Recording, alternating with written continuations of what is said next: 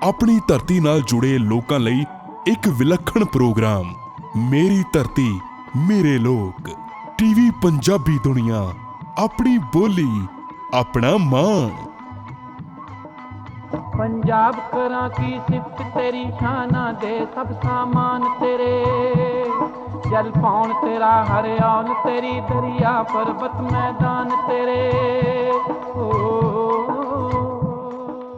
ਤੁਸੀਂ ਵੇਖ ਰਹੇ ਹੋ ਟੀਵੀ ਪੰਜਾਬੀ ਦੁਨੀਆ ਮੇਰੀ ਧਰਤੀ ਮੇਰੇ ਲੋਕ ਸ਼ੋਅ ਲੈ ਕੇ ਅਸੀਂ ਤੁਹਾਡੀ ਸੇਵਾ 'ਚ ਹਾਜ਼ਰ ਹੋ ਗਏ ਜੀ। ਅੱਜ ਮੇਰੇ ਨਾਲ ਇੱਕ ਬਹੁਤ ਵੱਡੀ ਸ਼ਖਸੀਅਤ ਜੁੜ ਗਏ ਨੇ, ਡਾਕਟਰ ਸੁੱਚਾ ਸਿੰਘ ਗਿੱਲ। ਤੁਸੀਂ ਉਹਨਾਂ ਬਾਰੇ ਜਾਣਦੇ ਹੋ, ਕਿਸੇ ਜਾਣ ਪਛਾਣ ਦੇ ਮਹਤਾਜ ਨਹੀਂ। ਔਰ ਪੰਜਾਬ ਹੀ ਨਹੀਂ, ਇਕੱਲੀ ਇਕੋਨਮੀ, ਦੁਨੀਆ ਭਰ ਦੀ ਇਕੋਨਮੀ ਦੇ ਉੱਤੇ ਉਹ ਬਹੁਤ ਹੀ ਵਧੀਆ ਤਰੀਕੇ ਨਾਲ ਸਾਡੀ ਗੱਲ ਕਰਦੇ ਨੇ। ਸੋ ਅਸੀਂ ਅੱਜ ਉਹਨਾਂ ਨਾਲ ਪੰਜਾਬ ਦੇ ਕੁਝ ਮੁੱਦਿਆਂ 'ਤੇ ਗੱਲ ਕਰਨੀ ਚਾਹਾਂਗੇ। ਆਪਣੇ ਦਰਸ਼ਕਾਂ ਦਾ ਅਸੀਂ ਸਵਾਗਤ ਕਰਦੇ ਹਾਂ ਅਤੇ ਨਾਲ ਹੀ ਡਾਕਟਰ ਸਾਹਿਬ ਗਿੱਲ ਸਾਹਿਬ ਦਾ ਸਵਾਗਤ ਕਰਦੇ ਹਾਂ। ਗਿੱਲ ਸਾਹਿਬ ਸਵਾਗਤ ਕਰਦੇ ਹਾਂ ਜੀ। ਆਇਆਂ ਨੂੰ ਜੀ। ਸਤਿ ਸ੍ਰੀ ਅਕਾਲ ਤੁਹਾਨੂੰ ਵੀ, ਤੇ ਜਿਹੜੇ ਦੇਖਣ ਵਾਲੇ ਦਰਸ਼ਕ ਨੇ ਉਹਨਾਂ ਸਾਰਿਆਂ ਨੂੰ ਬਹੁਤ ਸ਼ੁਕਰੀਆ ਮੈਨੂੰ ਆਪਣੇ ਪ੍ਰੋਗਰਾਮ ਵਿੱਚ ਸ਼ਾਮਲ ਕਰਨ ਵਾਸਤੇ। ਜੀ ਡਾਕਟਰ ਸਾਹਿਬ, ਸਾਡੇ ਵਾਸਤੇ ਬੜੀ ਮਾਣ ਵਾਲੀ ਗੱਲ ਹੈ ਕਿ ਤੁਸੀਂ ਟੋਰਾਂਟੋ 'ਚੋਂ, ਤੇ ਜਦੋਂ ਵੀ ਕਦੀ ਕੋਈ ਗੱਲਬਾਤ ਤੁਹਾਡੇ ਨਾਲ ਕਰੀਏ ਤੇ ਬਹੁਤ ਚੰਗਾ ਲੱਗਦਾ। ਸਾਡੇ ਜਿਹੜੇ ਦਰਸ਼ਕ ਆ ਉਹਨਾਂ ਨੂੰ ਵੀ ਚੰਗਾ ਲੱਗਦਾ ਔਰ ਬਹੁਤ ਕੁਝ ਤੁਹਾਡੇ ਕੋਲੋਂ ਸਿੱਖਣ ਨੂੰ ਮਿਲਦਾ। ਤੁਹਾਡਾ ਬਹੁਤ ਸ਼ੁਕਰੀਆ, ਤੁਸੀਂ ਟਾਈਮ ਦਿੰਦੇ ਹੋ, ਪਿਆਰ ਦਿੰਦੇ ਹੋ, ਬਹੁਤ ਬਹੁਤ ਧੰਨਵਾਦ। ਅੱਛਾ ਡਾਕਟਰ ਸਾਹਿਬ, ਆਮ ਆਦਮੀ ਪਾਰਟੀ ਦੀ ਸਰਕਾਰ ਬਣੀ, ਲੋਕਾਂ ਨੇ ਇੱਕ ਕਿਸਮ ਦਾ ਤਖਤਾ ਪਲਟ ਕਰ ਦਿੱਤਾ, ਜਿੱਦਾਂ ਆਪਾਂ ਕਹਿੰਦੇ ਹਾਂ ਕਿ ਇੱਕ ਤਰ੍ਹਾਂ ਦਾ ਵਿਦਿਨ ਸਿਸਟਮ ਇੱਕ ਤਰ੍ਹਾਂ ਦਾ ਇਨਕਲਾਬ ਹੋ ਗਿਆ। ਜਿਹੜੀਆਂ ਟ੍ਰੈਡੀਸ਼ਨ ਪਾਰਟੀ ਸੀਗੀਆਂ ਉਹਨਾਂ ਤੋਂ ਲੋਕ ਪੂਰੀ ਤਰ੍ਹਾਂ ਉਕਤਾਏ ਪਏ ਸੀ ਔਰ ਉਹਨਾਂ ਨੂੰ ਬਿਲਕੁਲ ਸਾਫ਼ ਕਰਕੇ ਘਰ ਬਿਠਾ ਦਿੱਤਾ। ਵੱਡੇ ਵੱਡੇ ਲੀਡਰਾਂ ਨੂੰ ਉਹਨਾਂ ਨੂੰ ਬਾਹਰ ਦਾ ਰਸਤਾ ਦਿਖਾ ਦਿੱਤਾ, ਅਸੈਂਬਲੀ 'ਚ ਜਾਣ ਦਾ ਉਹਨਾਂ ਦਾ ਕੋਈ ਉਹਨਾਂ ਦਾ ਚਾਂਸ ਜਿਹੜਾ ਉਹ ਬਾਕੀ ਨਹੀਂ ਰਿਹਾ। ਅਤੇ ਅੱਗੇ ਆਉਣ ਵਾਲੇ ਭਵਿੱਖ ਵਿੱਚ ਵੀ ਉਹ ਹੱਥ ਪੈਰ ਭਾਵੇਂ ਕਿੰਨੇ ਮਾਰ ਰਿਹਾ, ਕੋਈ ਉਹਨਾਂ ਦਾ ਪੈਰ ਲੱਗਦੇ ਨਜ਼ਰ ਨਹੀਂ ਆ ਰਹੇ। ਪਰ ਦੂਜਾ ਪੱਖ ਇਹ ਆ ਕਿ ਜਿਨ੍ਹਾਂ ਨੂੰ ਇੰਨੀ ਵੱਡੀ ਬਹੁ ਗਿਣਤੀ ਦੇ ਨਾਲ ਲੋਕਾਂ ਨੇ ਭੇਜਿਆ ਔਰ ਬੜੀਆਂ ਉਮੀਦਾਂ ਦੇ ਨਾਲ ਭੇਜਿਆ ਔਰ ਇੰਨੇ ਜ਼ਿਆਦਾ ਉਹਨਾਂ ਨੇ ਸਾਡੇ ਨਾਲ ਵਾਅਦੇ ਕੀਤੇ, ਅਤੇ 6 ਮਹੀਨੇ ਦੀ ਕਾਰਜਕਾਰੀ ਜਿਹੜੀ ਆ ਉਹਦਾ ਥੋੜ੍ਹਾ ਜਿਹਾ ਐਨਾਲਿਸਿਸ ਮੈਂ ਤੁਹਾਡੇ ਕੋਲ ਅੱਜ ਲੈਣਾ ਚਾਹੂੰਗਾ ਕਿ ਕਿਹੜੇ ਕਿਹੜੇ ਮੁੱਦਿਆਂ ਦੇ ਉੱਤੇ ਜਿਹੜੀ ਸਰਕਾਰ ਆ ਉਹਦਾ ਕੋਈ ਹਾਂਦਰੂ ਪੱਖ ਸਾਹਮਣੇ ਆਇਆ ਔਰ ਕਿਹੜੇ ਐਸੇ ਮੁੱਦੇ ਆ ਜਿਹੜੇ ਗੌਣ ਹੋ ਗਏ, ਜਿਹੜੇ ਸਾਨੂੰ ਬਹੁਤ ਜ਼ਰੂਰੀ ਮੁੱਦੇ ਸੀਗੇ ਔਰ ਉਹਨਾਂ ਦੇ ਉੱਤੇ ਉਹ ਕੰਮ ਨਹੀਂ ਕਰ ਸਕੇ। ਉਹਨਾਂ ਦੀਆਂ ਕੀ ਮਜਬੂਰੀਆਂ ਨੇ, ਇਹਨਾਂ ਗੱਲਾਂ ਦੇ ਉੱਤੇ ਤੁਹਾਡੇ ਕੋਲੋਂ ਜਾਣਕਾਰੀ ਮੈਂ ਚਾਹੂੰਗਾ ਅੱਜ ਜੀ। ਸੋ ਡਾਕਟਰ ਸਾਹਿਬ, ਇੱਕ ਵਾਰੀ ਫਿਰ ਤੁਹਾਡਾ ਸਵਾਗਤ ਹੈ। ਆਪਾਂ ਇਹਦੀ ਗੱਲਬਾਤ ਸ਼ੁਰੂ ਕਰਦੇ ਹਾਂ। ਹਰਜੀਤ, ਜਿਹੜੀ ਲੋਕਾਂ ਨੇ ਵੋਟਾਂ ਪਾ ਕੇ ਆਪ ਪਾਰਟੀ ਦੀ ਸਰਕਾਰ ਬਣਾਈ ਹੈ, ਇਹਦੇ 'ਚ ਬਦਲਾਅ ਜਿਹੜਾ ਹੈ ਬਹੁਤ ਵੱਡੀ ਗੱਲ ਸੀਗੀ ਜੀ। ਤੇ ਲੋਕ ਸਮਝਦੇ ਸੀਗੇ ਕਿ ਜਿਹੜੀਆਂ ਪੰਜਾਬ ਦੀਆਂ ਸਮੱਸਿਆਵਾਂ ਨੇ, ਜਿਨ੍ਹਾਂ ਦੇ ਬਾਰੇ ਨਿਸ਼ਾਨਦੇਹੀ ਬਹੁਤ ਸਾਰੇ ਮਾਹਰਾਂ ਨੇ ਕੀਤੀ ਇਲੈਕਸ਼ਨਾਂ ਤੋਂ ਪਹਿਲਾਂ ਤੇ ਇਲੈਕਸ਼ਨਾਂ ਤੋਂ ਬਾਅਦ ਵੀ, ਤੇ ਉਹਨਾਂ ਦੇ ਹੱਲ ਵਾਸਤੇ ਲੋਕ ਇਹਨਾਂ ਤੋਂ ਬਹੁਤ ਵੱਡੀਆਂ ਉਮੀਦਾਂ ਰੱਖਦੇ ਸੀਗੇ। ਮਸਲਨ ਜਿਵੇਂ ਆਰਥਿਕਤਾ ਹੈ, ਕਿ ਆਰਥਿਕਤਾ ਬੜੀ ਸੰਕਟਗ੍ਰਸਤ ਹੈ। ਪੰਜਾਬ ਸਰਕਾਰ ਕਰਜ਼ੇ 'ਚ ਡੁੱਬੀ ਹੋਈ ਹੈ ਤੇ ਕੋਈ 3 ਲੱਖ ਕਰੋੜ ਦੇ ਕਰੀਬ ਕਰਜ਼ਾ ਪੰਜਾਬ ਦੇ ਸਿਰ ਜੇ ਤੁਸੀਂ ਜਿਹੜੀ ਇਹਨਾਂ ਨੇ ਕਮਿਟਮੈਂਟਸ ਦਿੱਤੀਆਂ ਨੇ, ਪਬਲਿਕ ਸੈਕਟਰ ਅੰਡਰਟੇਕਿੰਗ ਨੇ ਕਰਜ਼ਾ ਲਿਆ, ਉਹਨਾਂ ਨੂੰ ਛੱਡ ਦਈਏ, ਉਹ 50-55 ਹਜ਼ਾਰ ਕਰੋੜ ਦੇ ਕਰੀਬ ਉਹ ਬਣਦਾ ਹੈਗਾ। ਇਸ ਤੋਂ ਇਲਾਵਾ ਪੰਜਾਬ ਦੇ ਵਿੱਚ ਬੇਰੁਜ਼ਗਾਰੀ ਬਹੁਤ ਵੱਡੀ ਸਮੱਸਿਆ ਹੈ। ਹਿੰਦੁਸਤਾਨ ਦੇ ਦੂਜੇ ਸੂਬਿਆਂ ਦੇ ਮੁਕਾਬਲੇ ਜਾਂ ਹਿੰਦੁਸਤਾਨ ਦੇ ਐਵਰੇਜ ਦੇ ਮੁਕਾਬਲੇ ਪੰਜਾਬ ਵਿੱਚ ਬੇਰੁਜ਼ਗਾਰੀ ਜ਼ਿਆਦਾ ਹੈ। ਇੱਥੋਂ ਲੋਕ ਨੌਜਵਾਨ ਜਿਹੜੇ ਨੇ ਛੱਡ ਕੇ ਵਿਦੇਸ਼ਾਂ ਵਿੱਚ ਜਾ ਰਹੇ ਨੇ, ਕੁਛ ਪੜ੍ਹਾਈ ਵਾਸਤੇ ਜਾ ਰਹੇ ਨੇ, ਕੁਛ ਨੌਕਰੀਆਂ ਵਾਸਤੇ ਜਾ ਰਹੇ ਨੇ। ਨਸ਼ੇ ਇੱਕ ਹੋਰ ਸਮੱਸਿਆ ਹੈ, ਕਰਪਸ਼ਨ ਬਹੁਤ ਵੱਡੀ ਸਮੱਸਿਆ ਹੈ। ਇਹਨਾਂ ਸਮੱਸਿਆਵਾਂ ਦੇ ਹੱਲ ਵਾਸਤੇ ਲੋਕਾਂ ਨੇ ਸੋਚਿਆ ਕਿ ਜਿਹੜੀਆਂ ਪੁਰਾਣੀਆਂ ਰਵਾਇਤੀ ਪਾਰਟੀਆਂ ਨੇ, ਅਕਾਲੀ ਦਲ ਤੇ ਕਾਂਗਰਸ ਪਾਰਟੀ, ਉਹਨਾਂ ਨੂੰ ਲੋਕਾਂ ਨੇ ਪਛਾੜ ਕੇ ਬਿਲਕੁਲ ਇਹਨਾਂ ਨੂੰ ਅੱਗੇ ਲਿਆਂਦਾ ਤਾਂ ਕਿ ਇਹਨਾਂ ਦੇ ਹੱਲ ਵਾਸਤੇ ਕੁਝ ਕੰਮ ਕੀਤੇ ਜਾ ਸਕਣਗੇ। ਸ਼ੁਰੂ ਵਿੱਚ ਆਮ ਆਦਮੀ ਪਾਰਟੀ ਨੇ ਸ਼ੁਰੂਆਤ ਬਹੁਤ ਚੰਗੀ ਕੀਤੀ। ਜਿਵੇਂ ਕਰਪਸ਼ਨ ਦੇ ਮੁੱਦੇ ਨੂੰ ਉਹਨਾਂ ਨੇ ਪਕੜਿਆ ਤੇ ਇਸ ਕਰਕੇ ਉਹਨਾਂ ਨੇ ਇੱਕ ਹੈਲਪਲਾਈਨ ਵੀ ਅਪਣਾਈ ਔਰ ਹੈਲਪਲਾਈਨ ਪੈਦਾ ਕੀਤੀ। ਉਹਦੇ 'ਤੇ ਬਹੁਤ ਸਾਰੀਆਂ ਸ਼ਿਕਾਇਤਾਂ ਆਈਆਂ, ਕੁਝ ਸ਼ਿਕਾਇਤਾਂ ਦਾ ਦੁੱਖ ਨਿਵਾਰਨ ਵੀ ਹੋਇਆ ਤੇ ਲੋਕਾਂ ਨੂੰ ਉਮੀਦ ਬੱਝ ਗਈ ਕਿ ਕਰਪਸ਼ਨ ਜਿਹੜੀ ਆ ਉਹ ਘਟ ਜਾਏਗੀ। ਫਿਰ ਲੋਕਾਂ ਨੇ ਇਹ ਉਮੀਦ ਜਤਾਈ ਕਿ ਇਹ ਜਿਹੜਾ ਲਾਅ ਐਂਡ ਆਰਡਰ ਦੀ ਸਮੱਸਿਆ ਹੈ ਇਹ ਕੁਝ ਠੀਕ ਹੋ ਜਾਏਗੀ। ਲੇਕਿਨ ਮੂਸੇਵਾਲੇ ਦੇ ਕਤਲ ਤੋਂ ਬਾਅਦ ਜਿਹੜੇ ਗੈਂਗਸਟਰ ਨੇ ਉਹਨਾਂ ਦਾ ਜਿਵੇਂ ਬੋਲਬਾਲਾ ਹੈ, ਤੇ ਹੁਣੇ ਜੇ ਪਿੱਛੇ ਇੱਕ ਗੈਂਗਸਟਰ ਨੂੰ ਪੁਲਿਸ ਵੱਲੋਂ ਜਿਹੜੇ ਤਬਦੀਸ਼ ਕਰ ਰਹੇ ਸੀਗੇ, ਉਹਨਾਂ ਨੇ ਛੱਡ ਦੇਣ ਦਾ ਜਿਹੜਾ ਹੈ ਤੇ ਉਹਨਾਂ ਨੇ ਨੌਕਰੀ 'ਚੋਂ ਕੱਢਿਆ ਵੀ ਹੈ। ਤੇ ਨਿਤ ਦਿਨ ਜਿਹੜੇ ਇਹਨਾਂ ਦੀਆਂ ਕਾਰਵਾਈਆਂ ਵੱਧ ਰਹੀਆਂ ਨੇ ਔਰ ਲੋਕਾਂ ਤੋਂ ਫਿਰੌਤੀਆਂ ਮੰਗ ਰਹੇ ਨੇ। ਨਸ਼ੇ ਦੀ ਤਸਕਰੀ ਦੀ ਗੱਲ ਜਿਹੜੀ ਹੈ ਇਹਨਾਂ ਨੇ ਰੋਕਣ ਦੀ ਕੋਸ਼ਿਸ਼ ਕੀਤੀ, ਲੇਕਿਨ ਉਹਦੇ ਤੇ ਠੱਲ ਨਹੀਂ ਪੈ ਰਿਹਾ ਹੈਗਾ। ਬੇਰੁਜ਼ਗਾਰੀ ਬਹੁਤ ਵੱਡੀ ਸਮੱਸਿਆ ਹੈ ਔਰ ਇਹਨਾਂ ਨੇ ਵਾਅਦਾ ਕੀਤਾ ਸੀਗਾ ਕਿ ਅਸੀਂ ਇੱਕਦਮ ਬਹੁਤ ਸਾਰੀਆਂ ਨੌਕਰੀਆਂ ਭਰ ਦਾਂਗੇ। ਥੋੜ੍ਹੀਆਂ ਜਿਹੀਆਂ ਭਰੀਆਂ ਵੀ ਨੇ, ਲੇਕਿਨ ਉਹ ਆਟੇ 'ਚੋਂ ਲੂਣ ਵਾਲੀ ਗੱਲ ਹੈ। ਬਹੁਤ ਸਾਰੀਆਂ ਸਾਡੀਆਂ ਸੰਸਥਾਵਾਂ ਜਿਹੜੀਆਂ ਡੁੱਬੀਆਂ ਪਈਆਂ ਨੇ, ਸੰਕਟਗ੍ਰਸਤ ਨੇ। ਪੰਜਾਬੀ ਯੂਨੀਵਰਸਿਟੀ ਜਾਂ ਯੂਨੀਵਰਸਿਟੀ ਦੇ ਹੋਰ ਅਦਾਰੇ ਨੇ, ਸਰਕਾਰੀ ਕਾਲਜ ਨੇ, ਉਹਨਾਂ 'ਚ ਸਟਾਫ ਨਹੀਂ ਹੈ। ਇਹ ਕਾਫੀ ਵੱਡੀਆਂ ਸਮੱਸਿਆਵਾਂ ਨੇ ਜਿਹਦੇ 'ਚ ਸਰਕਾਰ ਘਿਰੀ ਹੋਈ ਹੈ। ਇਹਨਾਂ ਨੇ ਜਿਹੜੀਆਂ ਪੰਚਾਇਤੀ ਜ਼ਮੀਨਾਂ 'ਤੇ ਨਜਾਇਜ਼ ਕਬਜ਼ੇ ਸੀਗੇ ਉਹਨਾਂ ਨੂੰ ਛਡਾਉਣ ਵਾਲਾ ਵੀ ਕਾਰਜ ਚੰਗਾ ਕੀਤਾ, ਲੇਕਿਨ ਇੱਕ ਲਿਮਟ ਤੋਂ ਅੱਗੇ ਜਾ ਕੇ ਥੋੜ੍ਹਾ ਜਿਹਾ ਧੀਮੀ ਗਤੀ ਦੇ ਵਿੱਚ ਪੈ ਗਿਆ ਔਰ ਇਹ ਜਿਹੜਾ ਮੋਮੈਂਟਮ ਬਣਿਆ ਸੀਗਾ ਉਹਦੇ 'ਚ ਰੁਕਾਵਟ ਆਈ ਹੈ। ਇਸੇ ਤਰ੍ਹਾਂ ਹੀ ਇਹਨਾਂ ਤੋਂ ਇਹ ਉਮੀਦ ਸੀਗੀ ਕਿ ਪੰਜਾਬ ਦਾ ਜਿਹੜਾ ਫਾਈਨੈਂਸ਼ੀਅਲ ਸੰਕਟ ਹੈ ਉਹਨੂੰ ਦੂਰ ਕਰਨ ਵਾਸਤੇ ਬਹੁਤ ਚੰਗੇ ਸਿਸਟੇਮੈਟਿਕ ਤਰੀਕੇ ਨਾਲ ਉਪਰਾਲੇ ਕਰਨਗੇ, ਲੇਕਿਨ ਉਹਦੇ ਵਿੱਚ ਵੀ ਇਹਨਾਂ ਨੂੰ ਮੁਸ਼ਕਲ ਆਈ ਹੈ। ਮਸਲਨ ਜਿਹੜਾ ਪੰਜਾਬ ਸਟੇਟ ਪਲਾਨਿੰਗ ਬੋਰਡ ਹੈ ਉਹਦਾ ਨਾਮ ਬਦਲ ਕੇ ਇਹਨਾਂ ਨੇ economic policy and planning board ਰੱਖਿਆ। ਉਹਦੇ ਵਿੱਚ ਉਹਦੀ ਚੇਅਰਮੈਨਸ਼ਿਪ ਚੀਫ ਮਿਨਿਸਟਰ ਦੇ ਕੋਲ ਹੁੰਦੀ ਹੈ। ਉਹਦੇ 'ਚ 3 ਜਿਹੜੇ ਇੰਡਸਟਰੀਲਿਸਟ ਨੇ, 2 ਇੰਡਸਟਰੀਲਿਸਟ ਨੇ ਜਿਹੜੇ, ਇੱਕ ਅਮਿਤ ਗੁਪਤਾ ਜੋ ਟਰੈਕਟਰ ਬਣਾਉਣ ਵਾਲੀ ਕੰਪਨੀ ਹੁਸ਼ਿਆਰਪੁਰ ਹੈ ਉਹਦੇ ਚੇਅਰਮੈਨ ਨੇ, ਤੇ ਟਰਾਈਡੈਂਟ ਗਰੁੱਪ ਦੇ ਚੇਅਰਮੈਨ ਜਿਹੜੇ ਨੇ ਉਹਨਾਂ ਨੂੰ ਸੈਕੰਡ ਜਿਹੜਾ, ਤੇ ਥਰਡ ਜਿਹੜਾ ਇੱਕ ਚਾਰਟਰਡ ਅਕਾਊਂਟੈਂਟ ਨੇ ਤੇ ਬੈਂਕ 'ਚੋਂ ਰਿਟਾਇਰਡ ਨੇ, ਉਹਨਾਂ ਨੂੰ ਇਹਨਾਂ ਨੇ 3 ਮੈਂਬਰ ਜਿਹੜੇ ਵਾਈਸ ਚੇਅਰਮੈਨ ਰਾਏ, ਜਿਨ੍ਹਾਂ ਨੂੰ ਰੁਤਬਾ ਜਿਹੜਾ ਕੈਬਨਿਟ ਰੈਂਕ ਦਾ ਵੀ ਦੇ ਦਿੱਤਾ ਗਿਆ। ਲੇਕਿਨ ਐਕਸਪਰਟ ਲਾਉਣ ਤੋਂ ਖੁੱਝ ਗਏ, ਇਹਨਾਂ ਨੇ ਕੋਈ ਪਾਏਦਾਰ ਐਕਸਪਰਟ ਇਹਦੇ ਵਿੱਚ ਨਹੀਂ ਲਾਇਆ ਤੇ ਇਸ ਕਰਕੇ ਉਹਦੀ ਕਾਰਗਰਦਗੀ ਜਿਹੜੀ ਹੈ ਕਾਰਵਾਈ ਉਹ ਸ਼ੁਰੂ ਨਹੀਂ ਹੋ ਸਕੀ। ਇਸ ਤਰ੍ਹਾਂ ਰਾਘਵ ਚੱਡਾ ਨੂੰ ਉਹਨਾਂ ਨੇ ਇੱਕ ਐਡਵਾਈਜ਼ਰੀ ਕਮੇਟੀ ਦਾ ਚੇਅਰਮੈਨ ਲਾਇਆ।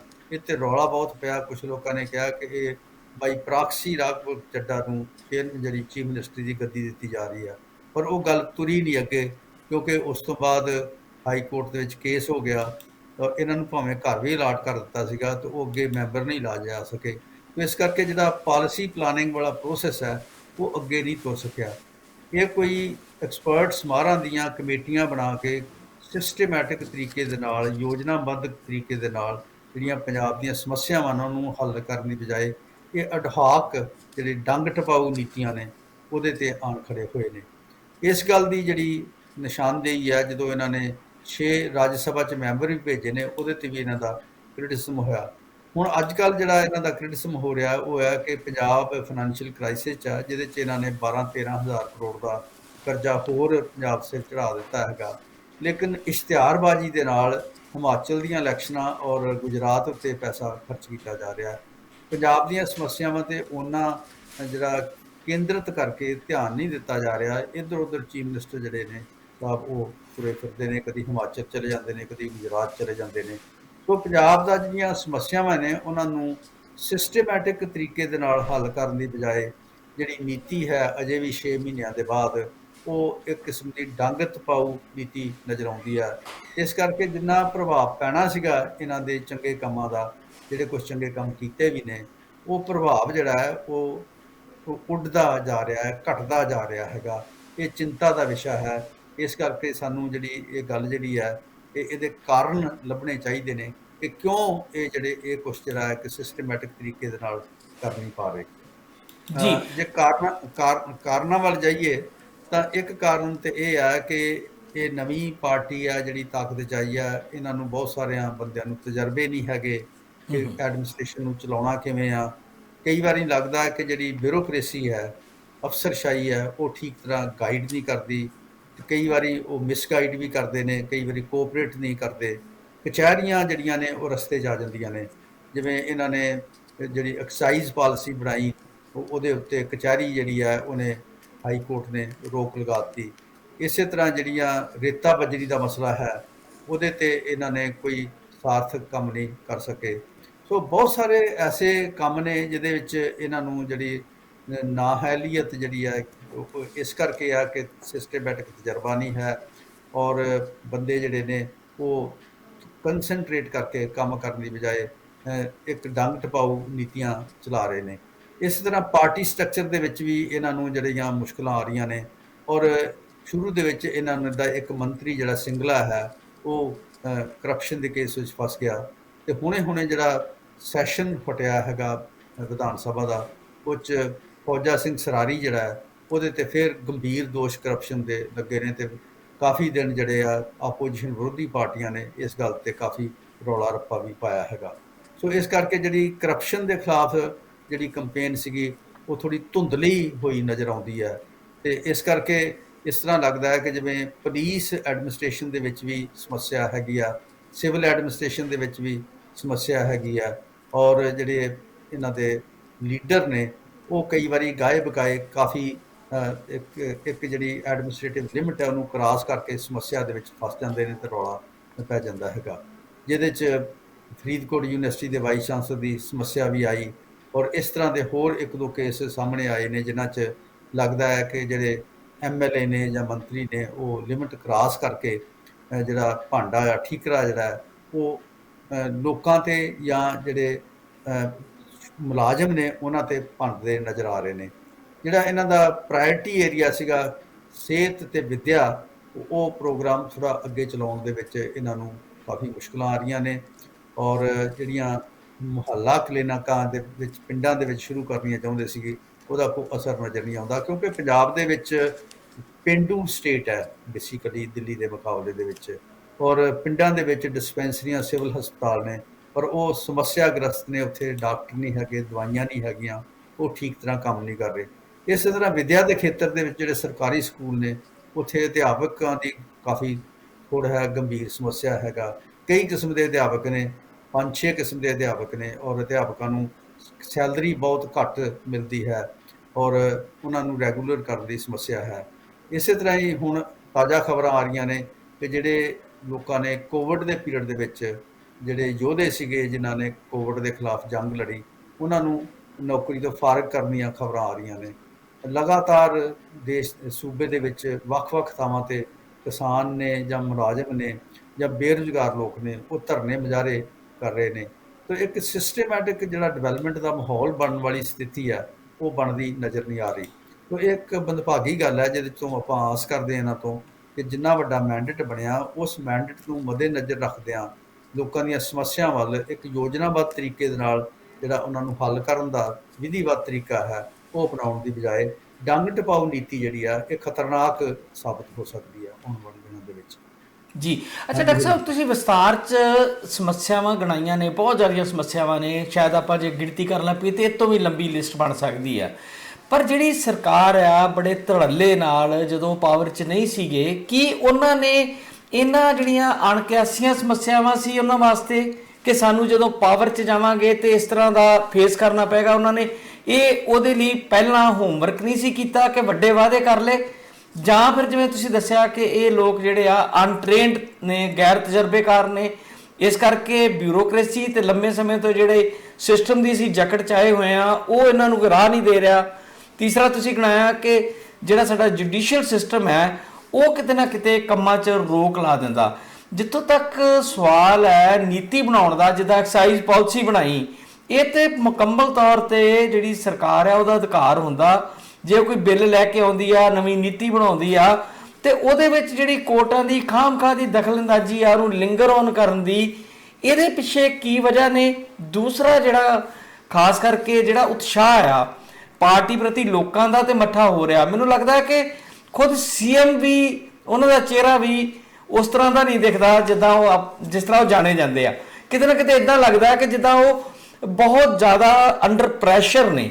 ਉਹਦੇ ਲੋਕੀ ਬੜੇ ਸਾਰੇ ਕਾਰਨ ਗਣਾਉਂਦੇ ਨੇ, ਦਿੱਲੀ ਦਾ ਪ੍ਰੈਸ਼ਰ ਹੋਣਾ, ਉਹਨਾਂ ਨੂੰ ਖੁੱਲ੍ਹ ਨਾ ਦੇਣਾ, ਜਾਂ ਪੰਜਾਬ ਨੂੰ ਇੱਕ ਪੂਰਨ ਦਰਜਾ ਸਟੇਟ ਹੋਣ ਦੇ ਬਾਵਜੂਦ ਵੀ ਮਤਲਬ ਦਿੱਲੀ ਦੇ ਆਗੂਆਂ ਵੱਲੋਂ ਉਹਨੂੰ ਬਹੁਤ ਉਸ ਢੰਗ ਨਾਲ ਚਲਾਉਣਾ ਜਿਵੇਂ ਕੋਈ ਐਡਮਿਨਿਸਟ੍ਰੇਸ਼ਨ ਚੱਲਦੀ ਹੈ ਉਸ ਤਰੀਕੇ ਨਾਲ ਚਲਾਉਣਾ, ਨਾ ਕਿ ਪੋਲੀਟੀਕਲ ਢਾਂਚੇ ਨੂੰ ਧਿਆਨ 'ਚ ਰੱਖ ਕੇ ਚਲਾਉਣਾ। ਤੁਸੀਂ ਇਹ ਸਾਰੇ ਜਿਹੜੇ ਕੁਐਸਚਨ ਨੇ ਇਹਨਾਂ ਨੂੰ ਐਡਰੈਸ ਕਰੋ ਵੀ ਇਹਦੇ ਪਿੱਛੇ ਕਾਰਨ ਕੀ ਆ। ਭਗਵੰਤ ਮਾਨ ਜੀ ਜਿਸ ਤਰ੍ਹਾਂ ਜਾਣੇ ਜਾਂਦੇ ਸੀਗੇ, ਖੁਸ਼ ਮਿਜਾਜ, ਚਿਹਰੇ ਤੇ ਨੂਰ ਤੇ ਖੁੱਲ੍ਹ ਕੇ ਗੱਲ ਕਰਨ ਵਾਲੇ, ਹੁਣ ਕਦੀ ਕਦੀ ਐਂ ਲੱਗਦਾ ਜਿੱਦਾਂ ਉਹ ਦਬਾਅ ਦੇ ਥੱਲੇ ਕੰਮ ਕਰ ਰਹੇ ਹੁੰਦੇ ਆ ਤੇ ਬੱਧਰ ਉੱਧਰ ਜੇ ਬੰਦਾ ਕੰਮ ਕਰਦਾ ਨਾ, ਉਹ ਉਤਸ਼ਾਹ ਉਹਨਾਂ 'ਚ ਵੀ ਨਜ਼ਰ ਨਹੀਂ ਆਉਂਦਾ। ਇਹ ਸਭ ਕੁਝ ਕਿਉਂ ਹੋ ਰਿਹਾ? ਹਰਜੀਤ, ਜਦੋਂ ਤੁਸੀਂ ਵਿਰੋਧੀ ਧਿਰ ਵਿੱਚ ਹੁੰਦੇ ਜੇ ਨਾ, ਹਾਂਜੀ ਪਾਵਰ 'ਚ ਨਹੀਂ ਹੁੰਦੇ, ਉਦੋਂ ਗੱਲਾਂ ਕਰਨੀਆਂ ਬਹੁਤ ਸੌਖੀਆਂ ਨੇ। ਜਦੋਂ ਤੁਸੀਂ ਪਾਵਰ 'ਚ ਆ ਜਾਂਦੇ ਜਿਹਨੇ, ਤੁਹਾਨੂੰ ਫਿਰ ਬਹੁਤ ਸਾਰੀਆਂ ਜਿਹੜੀਆਂ ਸੀਮਾਵਾਂ ਨੇ, ਲਿਮਿਟਸ ਜਿਹੜੀਆਂ ਨੇ, ਉਹਨਾਂ ਦਾ ਸਾਹਮਣਾ ਕਰਨਾ ਪੈਂਦਾ ਹੈ। ਇੱਕ ਤਾਂ ਇਹ ਗੱਲ ਬਹੁਤ ਜ਼ਰੂਰੀ ਹੈ ਕਿ ਜਦੋਂ ਇਹ ਆਪੋਜੀਸ਼ਨ ਦੇ ਵਿੱਚ ਸੀ ਜਾਂ ਇਲੈਕਸ਼ਨ ਲੜ ਰਹੇ ਸੀਗੇ ਜਾਂ ਵਾਅਦੇ ਕਰ ਰਹੇ ਸੀਗੇ, ਉਦੋਂ ਇਹਨਾਂ ਨੂੰ ਇਸ ਸੀਮਾਵਾਂ ਜਿਹੜੀਆਂ ਨੇ ਉਹਨਾਂ ਦਾ ਸਾਹਮਣਾ ਨਹੀਂ ਕਰਨਾ ਪੈ ਰਿਹਾ। ਹੁਣ ਉਹਨਾਂ ਸੀਮਾਵਾਂ ਦਾ ਸਾਹਮਣਾ ਕਰਨਾ ਪੈ ਰਿਹਾ ਹੈਗਾ। ਦੂਸਰੀ ਗੱਲ ਇਹ ਆ ਕਿ ਉਸ ਵਕਤ ਇਹਨਾਂ ਨੇ ਇਸ ਗੱਲ ਦਾ ਅੰਦਾਜ਼ਾ ਨਹੀਂ ਲਾਇਆ ਕਿ ਕੇਂਦਰ ਦੇ ਵਿੱਚ ਇੱਕ ਐਸੀ ਸਰਕਾਰ ਹੈ ਜਿਹੜੀ ਇਹਨਾਂ ਦੇ ਵਿਰੋਧ 'ਚ ਖੜੀ ਹੈ ਤੇ ਲਗਾਤਾਰ ਇਹਨਾਂ ਵਾਸਤੇ ਸਮੱਸਿਆਵਾਂ ਪੈਦਾ ਕਰੇਗੀ। ਤੀਸਰੀ ਗੱਲ ਇਹ ਆ ਕਿ ਜਿਹੜੀ ਤਜਰਬੇ ਦੀ ਘਾਟ ਹੈ ਉਹ ਵੀ ਇੱਕ ਮੁੱਖ ਮੁੱਦਾ ਹੈ।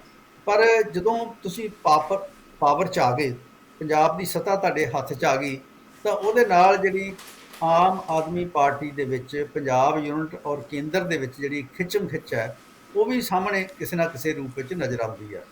ਤੇ ਇਸ ਕਰਕੇ ਭਗਵੰਤ ਮਾਨ ਜਿਵੇਂ ਇੱਕ ਬਹੁਤ ਇਹਨਾਂ ਨੇ ਸੋਚ ਸਮਝ ਕੇ ਚਿਹਰਾ ਸਾਹਮਣੇ ਲਿਆਂਦਾ ਸੀਗਾ, ਉਹਨੂੰ ਖੁਸ਼ ਮਿਜਾਜ ਵੀ ਨੇ, ਲੇਕਿਨ ਉਹਨਾਂ ਨੂੰ ਜਦੋਂ ਉਹ ਖੁੱਲ੍ਹ ਕੇ ਕਈ ਫੈਸਲੇ ਨਹੀਂ ਲੈ ਸਕਦੇ, ਤਾਂ ਉਹਦੇ ਨਾਲ ਜ਼ਰੂਰ ਹੈ ਕਿ ਮੂੰਹ ਦੇ ਉੱਤੇ ਜਿਹੜੀ ਖੁਸ਼ੀ ਆ ਉਹ ਘਟਣ ਲੱਗ ਜਾਂਦੀ ਆ, ਤਣਾਅ ਜ਼ਰੂਰ ਸਾਹਮਣੇ ਆ ਜਾਂਦਾ ਹੈਗਾ। ਔਰ ਜਦੋਂ ਤੁਹਾਨੂੰ ਆਪਣਿਆਂ ਨਾਲ ਸਿੱਝਣਾ ਪੈਂਦਾ ਤਾਂ ਹੋਰ ਮੁਸ਼ਕਿਲ ਗੱਲ ਹੋ ਜਾਂਦੀ ਹੈ। ਸੋ ਇਸ ਕਰਕੇ ਦੇਖਣ 'ਚ ਆ ਰਿਹਾ ਕਿ ਜਿਸ ਤਰ੍ਹਾਂ ਕੰਸਨਟਰੇਟ ਕਰਕੇ ਪੰਜਾਬ ਦੇ ਵਿੱਚ ਭਗਵੰਤ ਮਾਨ ਨੂੰ ਕੰਮ ਕਰਨਾ ਚਾਹੀਦਾ ਹੈ, ਉਹਨੂੰ ਕੰਸਨਟਰੇਟ ਨਹੀਂ ਕਰਨ ਦਿੱਤਾ ਜਾ ਰਿਹਾ। ਉਹਨੂੰ ਗੁਜਰਾਤ ਵਿੱਚ ਚੱਕਰ ਮਰਵਾਏ ਜਾ ਰਹੇ ਨੇ, ਹਿਮਾਚਲ ਦੇ ਵਿੱਚ ਫੇਰੇ ਲਗਵਾਏ ਜਾਂਦੇ ਨੇ, ਔਰ ਪੰਜਾਬ ਦਾ ਜਿਹੜਾ ਪੈਸਾ ਹੈ, ਸੰਕਟਗ੍ਰਸਤ ਫਾਈਨੈਂਸ਼ੀਅਲ ਸਟੇਟ ਹੈ, ਉਹ ਇਸ਼ਤਿਹਾਰਬਾਜ਼ੀ 'ਤੇ ਖਰਚ ਕੀਤਾ ਜਾ ਰਿਹਾ। ਸੋ ਜਿਹੜੀ ਇੰਟਰਨਲ ਕਨਫਲਿਕਟ ਹੈ, ਮੈਂ ਸਮਝਦਾ ਕਿ ਉਹਨੂੰ ਚੀਫ ਮਿਨਿਸਟਰ ਨੂੰ ਬੜੀ ਸਕਿੱਲਫੁਲੀ ਡੀਲ ਕਰਨਾ ਚਾਹੀਦਾ ਹੈ, ਕਿਉਂਕਿ ਜਦੋਂ ਤੁਸੀਂ ਪਾਵਰ 'ਚ ਹੁੰਦੇ ਜੇ, ਜਿਹੜੀ ਕੇਂਦਰੀ ਪਾਰਟੀ ਆ ਉਹਦੇ ਨਾਲ ਤੁਸੀਂ ਕਿਸ ਤਰ੍ਹਾਂ ਮੇਲ ਜੋਲ ਰੱਖਣਾ ਹੈ ਔਰ ਕਿਸ ਤਰ੍ਹਾਂ ਲੋਕਾਂ ਦੀਆਂ ਜਿਹੜੀਆਂ ਲੋਕਨ ਭਾਵਨਾਵਾਂ ਨੇ ਉਹਨਾਂ ਨੂੰ ਵੀ ਧਿਆਨ 'ਚ ਰੱਖ ਕੇ ਫੈਸਲੇ ਲੈਣੇ ਹੁੰਦੇ ਆ। ਤਾਂ ਇੱਕ ਸਮੇਲ ਜਿਹੜਾ ਬਿਲਡ ਕਰਨਾ ਹੁੰਦਾ, ਇੱਕ ਬ੍ਰਿਜ ਦੇ ਰੂਪ ਦੇ ਵਿੱਚ ਜਿਹੜਾ ਕੰਮ ਕਰਨਾ ਹੁੰਦਾ, ਉਹ ਮੈਂ ਸਮਝਦਾ ਕਿਤੇ ਨਾ ਕਿਤੇ ਸਮੱਸਿਆ ਜ਼ਰੂਰ ਆ ਰਹੀ ਹੈ। ਇਸ ਦੇ ਨਾਲ ਹੀ ਜਿਹੜੀ ਜਿਸ ਤਰ੍ਹਾਂ ਬਿਊਰੋਕ੍ਰੇਸੀ ਨੂੰ ਕੰਟਰੋਲ ਕਰਨਾ, ਰੈਗੂਲੇਟ ਕਰਨਾ, ਤੁਹਾਨੂੰ ਪਤਾ ਹੋਣਾ ਕਿ ਇਹਨਾਂ ਨੇ ਪਹਿਲਾਂ ਚੀਫ ਸੈਕਟਰੀ ਇੱਕ ਲਾਇਆ ਸੀਗਾ, ਫਿਰ ਬਦਲ ਕੇ ਦੂਜਾ ਲਾਇਆ। ਇਸੇ ਤਰ੍ਹਾਂ ਹੀ ਇੱਕ ਪੁਲਿਸ ਮੁਖੀ ਜਿਹੜਾ ਸੀ, ਡਾਇਰੈਕਟਰ DGP ਪੁਲਿਸ ਲਾਇਆ, ਫਿਰ ਬਦਲ ਕੇ ਦੂਸਰਾ ਲਾਇਆ। ਤਾਂ ਇਸ ਤਰ੍ਹਾਂ ਕਿਤੇ ਲੱਗਦਾ ਹੈ ਕਿ ਇਹਨਾਂ ਨੂੰ ਜਿਹੜੀ ਐਡਮਿਨਿਸਟ੍ਰੇਸ਼ਨ ਚਲਾਉਣ ਦੇ ਵਿੱਚ ਵੀ ਥੋੜ੍ਹੀ ਬਹੁਤੀ ਮੁਸ਼ਕਿਲ ਜ਼ਰੂਰ ਆ ਰਹੀ ਹੈ। ਪਰ ਇਹ ਗੱਲਾਂ ਜਿਹੜੀਆਂ ਨੇ, ਜਿਹੜੀਆਂ ਇੰਟਰਨਲ ਕਨਫਲਿਕਟਸ ਨੇ ਜਾਂ ਇੰਟਰਨਲ ਜਿਹੜੇ ਖਿਚਾਅ ਨੇ, ਇਹਨਾਂ ਬਾਰੇ ਆਮ ਲੋਕਾਂ ਨੂੰ ਨਹੀਂ ਪਤਾ ਲੱਗਦਾ। ਇਹ ਜਿਹੜਾ ਹੈ, ਜਿਹੜੇ ਪਾਵਰ 'ਚ ਲੋਕ ਨੇ ਉਹਨਾਂ ਨੂੰ ਹੀ ਪਤਾ ਲੱਗ ਰਿਹਾ ਹੈ। ਜਿਵੇਂ ਰਾਘਵ ਚੱਡਾ ਬਾਰੇ ਆ ਕਿ ਉਹਨਾਂ ਨੂੰ ਇਹਨਾਂ ਨੇ ਇੱਕ ਐਡਵਾਈਜ਼ਰੀ ਕਮੇਟੀ ਦਾ ਚੀਫ ਲਾਤਾ, ਉਹਨਾਂ ਨੂੰ ਘਰ ਵੀ ਅਲਾਟ ਕਰਤਾ, ਲੇਕਿਨ ਜਦੋਂ ਹਾਈ ਕੋਰਟ ਦੇ ਵਿੱਚ ਕੇਸ ਹੋ ਗਿਆ ਤਾਂ ਉਸ ਤੋਂ ਬਾਅਦ ਉਹ ਕੰਮ ਅੱਗੇ ਜਾ ਕੇ ਰੁਕ ਗਿਆ, ਉਹ ਕਮੇਟੀ ਦੇ ਮੈਂਬਰ ਵੀ ਨਹੀਂ ਲਾ ਸਕੇ। ਫਿਰ ਉਸ ਤੋਂ ਬਾਅਦ ਰਾਘਵ ਚੱਡਾ ਨੂੰ ਗੁਜਰਾਤ ਦੇ ਵਿੱਚ ਡਿਪਟੀ ਇੰਚਾਰਜ ਲਾ ਕੇ ਉੱਧਰ ਭੇਜਤਾ ਤੇ ਗੱਲ ਉੱਥੇ ਹੀ ਠੱਪ ਹੋ ਗਈ। ਸੋ ਕਿਤੇ ਨਾ ਕਿਤੇ ਜਿਹੜੀਆਂ ਪਾਰਟੀ ਦੇ ਵਿੱਚ ਜਿਹੜੀਆਂ ਕੰਸੈਂਸਸ ਨਾ ਬਿਲਡ ਕਰਨਾ ਹੋਣਾ, ਉਹ ਸਮੱਸਿਆ ਜ਼ਰੂਰ ਸਾਡੇ ਮੁੱਖ ਮੰਤਰੀ ਦੇ ਚਿਹਰੇ ਦੇ ਜਿਹੜੇ ਹਾਵ ਭਾਵ ਨੇ, ਉਹਨਾਂ ਦੀ ਜਿਹੜੀ ਜਲਾਓ ਹੈ ਘਟਾਉਣ ਦੇ ਵਿੱਚ ਉਹਨਾਂ ਨੇ ਜ਼ਰੂਰ ਰੋਲ ਅਦਾ ਕੀਤਾ। ਦੂਸਰਾ ਹਰਜੀਤ, ਪੰਜਾਬ ਦੀ ਜਿਹੜੀ ਸਮੱਸਿਆ ਹੈ ਉਹ 2-3 ਸਮੱਸਿਆਵਾਂ ਬੜੀਆਂ ਗੰਭੀਰ ਨੇ ਔਰ ਸਮੇਂ ਦੇ ਨਾਲ ਬਿਲਡ ਹੋਈਆਂ ਨੇ। ਜਿਵੇਂ ਨਸ਼ੇ ਦੀ ਸਮੱਸਿਆ ਹੈ, ਬੇਅਦਬੀ ਦੀ ਸਮੱਸਿਆ ਹੈਗਾ, ਪੰਜਾਬ ਦਾ ਫਾਈਨੈਂਸ਼ੀਅਲ ਕ੍ਰਾਈਸਿਸ ਹੈ, ਪੰਜਾਬ ਦੀ ਕਿਸਾਨੀ ਦਾ ਸੰਕਟ ਹੈ। ਇਹ ਓਵਰਨਾਈਟ ਨਹੀਂ ਪੈਦਾ ਹੋਏ ਤੇ ਨਾ ਹੀ ਇਹਨਾਂ ਨੂੰ ਇੱਕਦਮ ਹੱਲ ਕੀਤਾ ਜਾ ਸਕਦਾ। ਲੇਕਿਨ ਇਹਨਾਂ ਨੂੰ ਜਿਸ ਤਰ੍ਹਾਂ ਹੱਲ ਕਰਨ ਦੀ ਪ੍ਰਕਿਰਿਆ ਸ਼ੁਰੂ ਕਰਨੀ ਚਾਹੀਦੀ ਸੀ, ਉਸ ਪ੍ਰਕਿਰਿਆ ਦੇ ਵਿੱਚ ਮੈਂ ਸਮਝਦਾ ਕਿ ਆਮ ਆਦਮੀ ਪਾਰਟੀ ਦੀ ਸਰਕਾਰ ਨੂੰ ਜ਼ਰੂਰ ਮੁਸ਼ਕਿਲਾਂ ਆ ਰਹੀਆਂ ਨੇ, ਜਾਂ ਉਸ ਤਰ੍ਹਾਂ ਜਿਵੇਂ ਲੱਗਦਾ ਸੀਗਾ ਕਿ ਸਿੰਘਾਂ ਤੋਂ ਫੜ ਕੇ ਇਹਨਾਂ ਸਮੱਸਿਆ ਦੇ ਹੱਲ ਵਾਸਤੇ ਜੂਝਣ ਲਈ ਤਿਆਰ ਹੋਣਗੇ, ਉਹ ਇਸ ਤਰ੍ਹਾਂ ਲੱਗਦਾ ਹੈ ਕਿ ਤਿਆਰ ਅਜੇ ਤੱਕ 6 ਮਹੀਨਿਆਂ ਦੇ ਵਿੱਚ ਵੀ ਨਹੀਂ ਹੋਏ। ਮੈਨੂੰ ਲੱਗਦਾ ਸੀ, ਮੇਰੀ ਆਪਣੀ ਰਾਏ ਸੀ, ਮੈਂ ਇਲੈਕਸ਼ਨ ਤੋਂ ਬਾਅਦ ਵੀ ਤੇ ਪਹਿਲਾਂ ਵੀ ਤੇ ਬਾਅਦ ਵੀ ਲਿਖਿਆ ਸੀਗਾ ਕਿ ਇਹਨਾਂ ਨੂੰ ਪਹਿਲਾਂ ਇਹਨਾਂ ਸਮੱਸਿਆ ਨੂੰ ਸਮਝਣ ਵਾਸਤੇ ਕੋਈ 3-4 ਮਹੀਨਿਆਂ ਦੇ ਵਿੱਚ ਕੋਈ ਕਮੇਟੀ, ਕੋਈ ਮਹਿਰਾਂ ਦੀ ਰਾਏ, ਕੁਛ ਆਪਸੀ ਸਲਾਹ ਮਸ਼ਵਰਾ ਕਰਕੇ ਇਹਨਾਂ ਨੂੰ ਇੱਕ ਰੋਡ ਮੈਪ ਤਿਆਰ ਕਰਨਾ ਚਾਹੀਦਾ ਹੈ, ਜਿਹੜਾ ਕਿ 6 ਮਹੀਨਿਆਂ ਦੇ ਵਿੱਚ ਰੋਡ ਮੈਪ ਤਿਆਰ ਨਹੀਂ ਕਰ ਸਕੇ। ਤੋ ਇਸ ਕਰਕੇ ਜਦੋਂ ਤੁਹਾਡੇ ਕੋਲ ਇੱਕ ਰੋਡ ਮੈਪ ਨਾ ਹੋਵੇ ਤਾਂ ਫਿਰ ਤੁਸੀਂ ਕਦੀ ਖੱਬੇ ਕਦੀ ਸੱਜੇ ਜਾ ਕੇ ਫੈਸਲੇ ਲੈਂਦੇ ਜੇ। ਕੁਝ ਠੀਕ ਫੈਸਲੇ ਸਾਬਤ ਹੁੰਦੇ ਨੇ, ਕੁਝ ਗਲਤ ਫੈਸਲੇ ਸਾਬਤ ਹੁੰਦੇ, ਕੁਝ ਰੁਕਾਵਟਾਂ ਆ ਜਾਂਦੀਆਂ ਨੇ। ਔਰ ਜਿਹੜੀ ਸੈਂਟਰ ਦੀ ਸਰਕਾਰ ਹੈ ਉਹਨੇ ਲਗਾਤਾਰ ਰੁਕਾਵਟਾਂ ਪੈਦਾ ਕਰਨੀਆਂ ਨੇ ਫਰੋਮ ਡੇ 1, ਇਹ ਪਤਾ ਹੋਣਾ ਚਾਹੀਦਾ ਸੀਗਾ। ਇਸੇ ਤਰ੍ਹਾਂ ਜਿਹੜੀ ਵਿਰੋਧੀ ਧਿਰ ਹੈ ਉਹਨੇ ਤੁਹਾਨੂੰ ਲਗਾਤਾਰ ਮੁਸ਼ਕਿਲਾਂ ਪੈਦਾ ਕਰਨੀਆਂ ਨੇ, ਉਹਦੇ ਬਾਰੇ ਗੱਲਾਂ ਬਾਤਾਂ ਕਰਨੀਆਂ ਨੇ, ਉਹਨਾਂ ਨੇ ਇੱਧਰ ਉੱਧਰ ਬਿਆਨਬਾਜ਼ੀ ਕਰਨੀ ਆ। ਅਤੇ ਇਹ ਸਾਰੀਆਂ ਜਿਹੜੀਆਂ ਇਕੱਠੀਆਂ ਹੋਈਆਂ ਚੀਜ਼ਾਂ ਨੇ ਇਹਨਾਂ ਨੂੰ ਸਾਂਭਣ ਵਾਸਤੇ, ਸੰਭਾਲਣ ਵਾਸਤੇ ਜਿਵੇਂ ਸੰਦਰਭ ਇੱਕ ਸੰਜੀਦਾ ਤਰੀਕੇ ਦੇ ਨਾਲ ਕੰਮ ਕਰਨ ਦੀ ਲੋੜ ਹੈ, ਉਹਦੇ 'ਤੇ ਕਿਤੇ ਥੋੜ੍ਹੀ ਬਹੁਤੀ ਜਿਹੜੀ ਘਾਟ ਜ਼ਰੂਰ ਨਜ਼ਰ ਆ ਰਹੀ ਹੈ। ਔਰ ਇਹ ਮੈਂ ਸਮਝਦਾ ਕਿ ਪੰਜਾਬ ਦੇ ਵਾਸਤੇ ਕੋਈ ਸ਼ੁਭ ਸ਼ਗਨ ਨਹੀਂ ਹੈ। ਡਾਕਟਰ ਸਾਹਿਬ, ਜਦੋਂ ਆਪਾਂ ਗੱਲ ਕਰਦੇ ਹਾਂ ਕਿ ਇਹ ਗੈਰ ਤਜਰਬੇਕਾਰ ਵਿਅਕਤੀ ਨੇ, ਭਗਵੰਤ ਮਾਨ ਬਾਰੇ ਜਾਂ ਕੁਝ ਇੱਕ ਮੰਤਰੀਆਂ ਬਾਰੇ ਆਪਾਂ ਕਹਿ ਸਕਦੇ ਹਾਂ, ਪਰ ਇਸ ਤੋਂ ਪਹਿਲਾਂ 2 ਟਰਮ ਦਿੱਲੀ ਦੇ ਮੁੱਖ ਮੰਤਰੀ ਰਹੇ ਕੇਜਰੀਵਾਲ ਜੀ, ਜਦੋਂ ਗੱਲ ਕਰਦੇ ਆ ਤੇ ਉਹ ਹਮੇਸ਼ਾ ਕਹਿੰਦੇ ਆ ਕਿ ਮੈਂ ਪੂਰਾ ਹੋਮਵਰਕ ਕਰਕੇ, ਕੈਲਕੂਲੇਸ਼ਨ ਕਰਕੇ ਗੱਲ ਕਰਦਾ ਹਾਂ। ਜੇ ਮੈਂ 48,000 ਰੁਪਇਆ ਮਹੀਨਾ ਕਿਹਾ ਤੇ ਉਹ ਮੈਂ ਕਿੱਥੋਂ ਲਿਆਵਾਂਗਾ, ਉਹ ਬੜਾ ਆਪਣੇ ਵੱਲੋਂ ਐਨਾਲਿਸਿਸ ਕਰਕੇ ਦੱਸਦੇ ਕਿ ਰੇਤਾ 'ਚੋਂ ਮੈਂ ਇੰਨੇ ਪੈਸੇ ਬਣਾ ਲਾਂਗਾ, ਇਸ ਚੀਜ਼ 'ਚੋਂ ਐਕਸਾਈਜ਼ 'ਚੋਂ ਇੰਨੇ ਬਣਾ ਲਾਂਗਾ। ਪਰ ਜਦੋਂ ਉਹ ਇੰਪਲੀਮੈਂਟ ਕਰਦੇ ਨੇ ਤੇ ਇੰਪਲੀਮੈਂਟ ਹੁੰਦਾ ਕੁਝ ਵੀ ਨਹੀਂ। ਹੁਣ ਪੰਜਾਬ ਦੀ ਸਮੱਸਿਆ ਇਹ ਆ ਕਿ ਨਾ ਤੇ ਉੱਥੇ ਰੇਤਾ ਲੋਕਾਂ ਨੂੰ ਮਿਲ ਰਹੀ ਹੈ, ਕਿਸੇ ਭਾਵ ਨਹੀਂ ਮਿਲ ਰਹੀ। ਦੂਜੇ ਪਾਸੇ ਬਿਜਲੀ ਦੇ ਬਿੱਲ ਤੇ ਫ੍ਰੀ ਕਰ ਰਿਹਾ। ਅੱਜ ਮੈਂ ਕਿਸੇ ਦੀ ਪੋਸਟ ਵੇਖ ਰਿਹਾ ਸੀ, ਕਿਸੇ ਨੇ ਲਿਖਿਆ ਕਿ ਬਿਜਲੀ ਜੇ ਤੇ ਬਹੁਤ ਪੈਸਾ ਲੱਗਦਾ, ਜੇ ਉਹ ਫ੍ਰੀ ਦਿੱਤੀ ਜਾ ਸਕਦੀ ਆ, ਤੇ ਜਿਹੜਾ ਸਾਡਾ ਨੈਚੁਰਲ ਰਿਸੋਰਸ ਆ, ਲੋਕਾਂ ਦੀ ਆਪਣੀ ਜ਼ਮੀਨ ਹੈ, ਆਪਣੀ ਧਰਤੀ ਆ, ਉੱਥੋਂ ਆਪਾਂ 2 ਬੱਠਲ ਰੇਤ ਵੀ ਨਹੀਂ ਕੱਢ ਸਕਦੇ, ਉਹਦੇ ਤੇ ਪਾਬੰਦੀ ਕਿਉਂ? ਫਿਰ ਜਿਹੜੀ ਕੰਸਟਰਕਸ਼ਨ ਦਾ ਕੰਮ ਹੈ ਲਗਭਗ ਸਾਰਾ ਪੰਜਾਬ 'ਚ ਇਸ ਕਰਕੇ ਠੱਪ ਪਿਆ ਕਿ ਰੇਤਾ ਕਿਸੇ ਵੀ ਕੀਮਤ 'ਤੇ ਮਿਲ ਹੀ ਨਹੀਂ ਰਹੀ। ਇਹਨਾਂ ਨੇ ਸਾਰੀਆਂ ਦੀਆਂ ਸਾਰੀਆਂ ਜਿਹੜੀਆਂ ਉਹਦੀਆਂ ਖਦਾਨ ਸੀ, ਜਿੱਥੇ ਕੰਮ ਚੱਲਦਾ ਸੀ, ਉਹ ਬੰਦ ਕੀਤਾ ਹੋਇਆ, ਉਹਦੇ ਲਈ ਕੋਈ ਪਾਲਿਸੀ ਨਹੀਂ ਬਣਾ ਸਕੇ। ਦੂਜੀ ਗੱਲ ਇਹ ਵੀ ਜਿਹੜੀ ਦਿੱਲੀ ਵਾਲੇ ਆ, ਜਦੋਂ ਆਪਾਂ ਦੇਖਦੇ ਹਾਂ ਕਿ ਪੰਜਾਬ ਦੇ ਲੋਕਾਂ ਦਾ ਇੱਕ ਮੂਡ ਵੀ ਹੈ ਕਿ ਅਸੀਂ ਦਿੱਲੀ ਨੂੰ ਹਮੇਸ਼ਾ ਥੋੜ੍ਹਾ ਡਿਸਟੈਂਸ ਰੱਖ ਕੇ ਵੇਖਦੇ ਹਾਂ ਕਿ ਉਹ ਪੰਜਾਬ ਹਤੈਸ਼ੀ ਨਹੀਂ ਹੋ ਸਕਦੀ। ਦਿੱਲੀ ਬੈਠਾ ਲੀਡਰ ਕਦੀ ਵੀ ਪੰਜਾਬ ਦਾ ਹਤੈਸ਼ੀ ਨਹੀਂ। ਇੱਕ ਸਾਡੀ ਮਨੋਬਿਰਤੀ ਇੱਦਾਂ ਦੀ, ਅਸੀਂ ਇੱਦਾਂ ਇੱਕ ਬਣਾਇਆ ਹੋਇਆ ਕਿ ਕੋਈ ਦਿੱਲੀ ਵਾਲਾ ਸਾਨੂੰ ਸਹੀ ਸੇਧ ਨਹੀਂ ਦੇ ਸਕਦਾ।